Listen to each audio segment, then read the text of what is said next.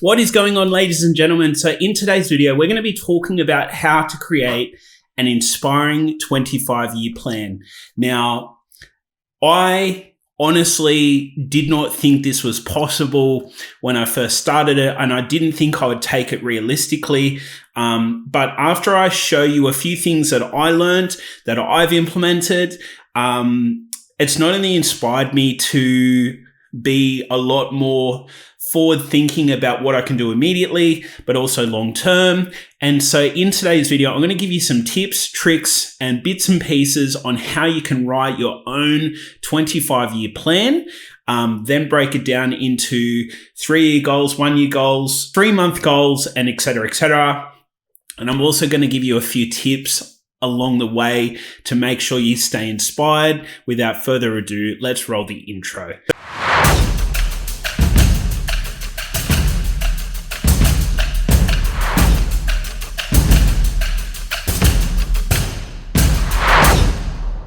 So if you're brand new to this channel, my name is Alan Howle. We talk all things bringing out the very best in you in life, in business.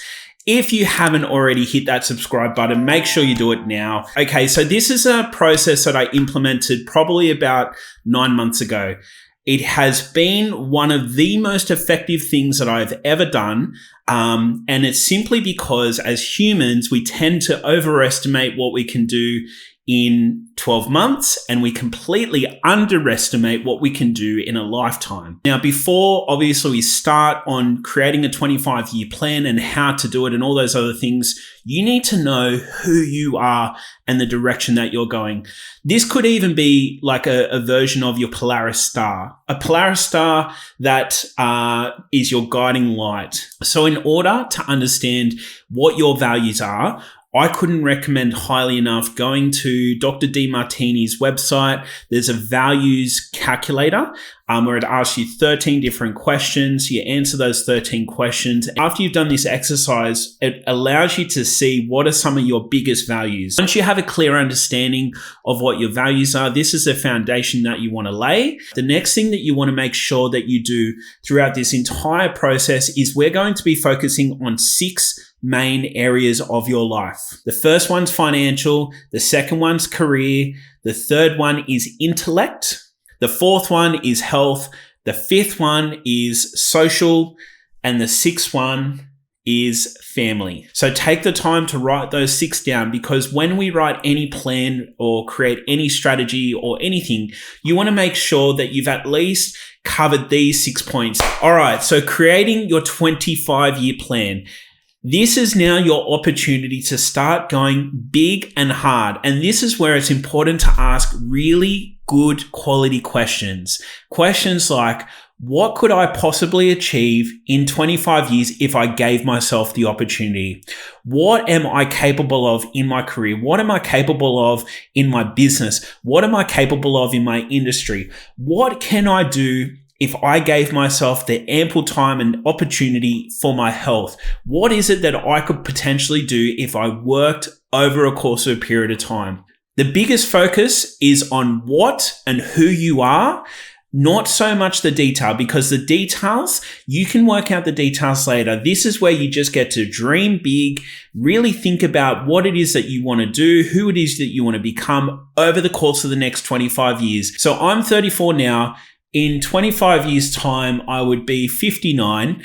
And so think about yourself as a 59-year-old. Envision yourself. What does your days look like? What does your week look like?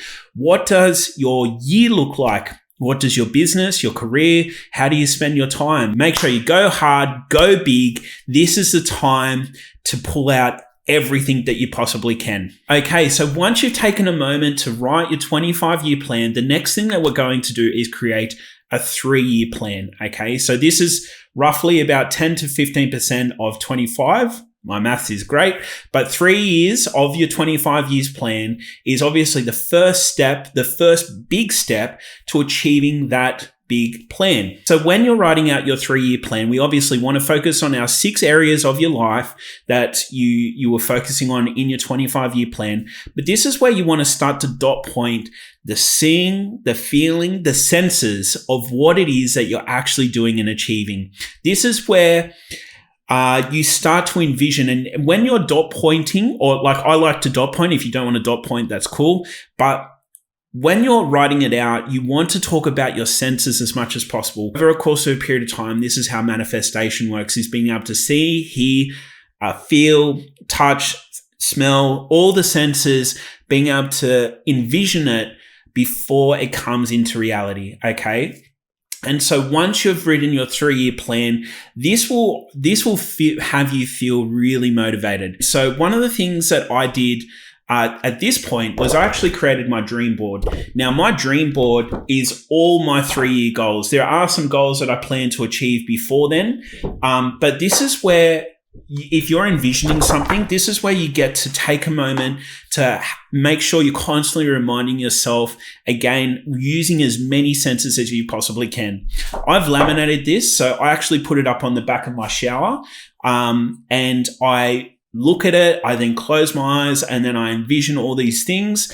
And this helps my manifestation process. It helps me see where I'm going. So now we're going to focus on your 12-month goals and your quarterly goals, okay? And what I'd suggest is that your 12-month goals, I would plan to write them out. These are going to be specific, actionable things that you need to do and achieve. And this is where you actually put numbers towards things, whether it's a monetary goal, a health goal with a certain weight. This is where you get a little bit more specific. Now, for me and what I do, I've written out my 12-month goals and I have them saved somewhere. Not only for my business, but my personal life. And once I've written out my 12-month goals, I then break it up into quarters. And once I've broken it up into quarters, I then put months on it. Okay, so I currently have my 12-month plan sitting on my door. It has all of my goals broken up into each of the quarters of the year. It then has certain months in which I'm going to achieve each one by one.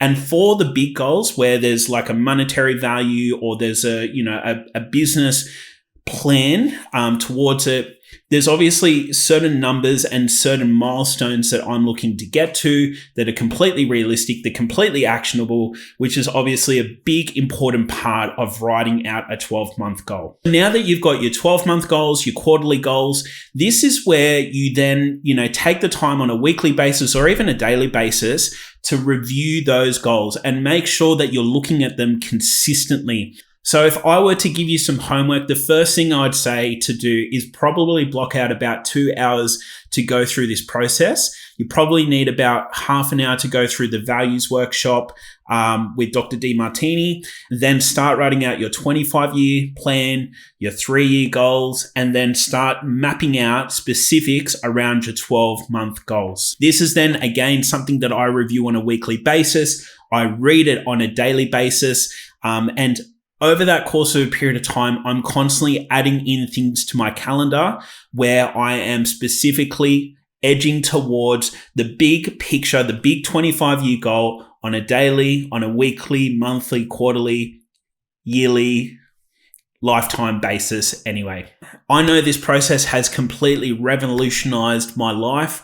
If you can get in and create these goals, not only will you feel more accomplished, but you also set realistic goals, because we often don't think about the lifetime that we're living. We just look at, the short term, 12 months. What does this year look like, without thinking about what does my entire life look like? So I hope you've enjoyed this video. If you'd like more like these, make sure you hit that subscribe button. I'm going to love you and leave you. Go get it.